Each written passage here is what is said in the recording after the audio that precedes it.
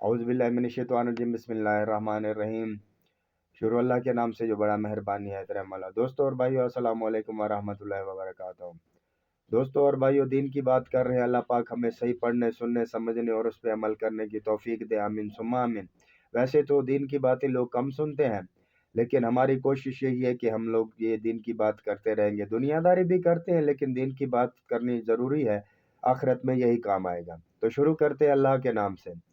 اور ان ہزلیات کے پیچھے لگ گئے جو سلیمان کے عہد سلطنت میں شیاطین پڑھا کرتے تھے، اور سلیمان نے متعلق کفر کی بات نہیں کی، بلکہ شیطان ہی کفر کرتے تھے کہ لوگوں کو جادو سکھاتے تھے۔ اور ان باتوں کے بھی پیچھے لگ گئے جو شہر بابل میں دو فرشتوں یعنی ہاروت اور ماروت پر اتری تھی، اور وہ دونوں کسی کو کچھ نہیں سکھاتے تھے جب تک یہ نہ کہہ دیتے کہ ہم تو ذریعہ آزمائش ہیں، تم کفر میں نہ پڑو۔ غرض لوگ ان سے ایسا علم سیکھتے جس میں میاں بیوی میں جدائی ڈال دیں، اور اللہ کے حکم کے سوا وہ ایسے علم سے کسی کا کچھ بھی بگاڑ نہیں سکتے تھے، اور کچھ ایسا علم سیکھتے جو ان کو نقصان ہی پہنچاتے اور فائدہ کچھ نہ دیتے۔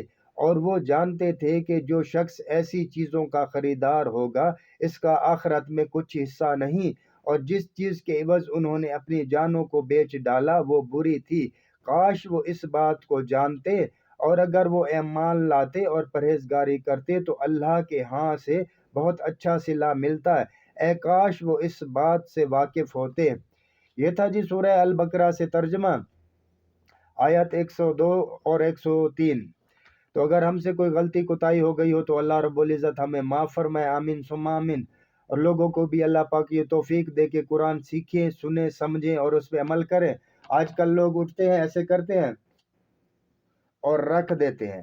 میرے بھائی، قرآن پاک جو ہے نا پڑھنے کے لیے بنایا گیا ہے، رکھنے کے لیے نہیں بنا گیا ہے۔ 10 غلیف میں 10 غلیف چڑھا کے نا کپڑے کے، اس کو رکھ دیتے اوپر، بس صبح اٹھتے چوم کے واپس رکھ دیتے ہیں نا۔ پھر جب کوئی مر جاتا ہے خدا نہ خواستہ تو بولتے ہیں جی ملا لوگوں کو بلاؤ، طالبوں کو بلائے کہ ابا کے لیے یا ماں کے لیے، چاچا کے لیے قرآن پڑھے نا۔ بھئی باپ تمہارا تھا، ماں تمہاری تھی، رشتہ دار تمہارے تھے، تم کیوں نہیں پڑھ سکتے ہو؟ تم تو پیسے کے پیچھے بھاگتے رہے ہو نا، خود پڑھو۔ حدیث یہ کہتی ہے کہ جو مر گیا ہے نا اس کے اوپر 100 بھی عالم بٹھا دو نا، 100 عالم، تو اس کے لیے ایسے جیسے ہوا بالوں کو اوپر سے اڑا کے لے گئی ہے، اس کو کوئی نفع نہیں پہنچے گا، کسی قسم کا بھی نفع نہیں پہنچے گا۔ تو خود پڑھو، سنو، سمجھو، اور قرآن ہمیں کیا کہہ رہا ہے۔ تو کوئی ہم سے غلطی کوتاہی ہو گئی ہو، اللہ پاک ہمیں معاف فرمائے۔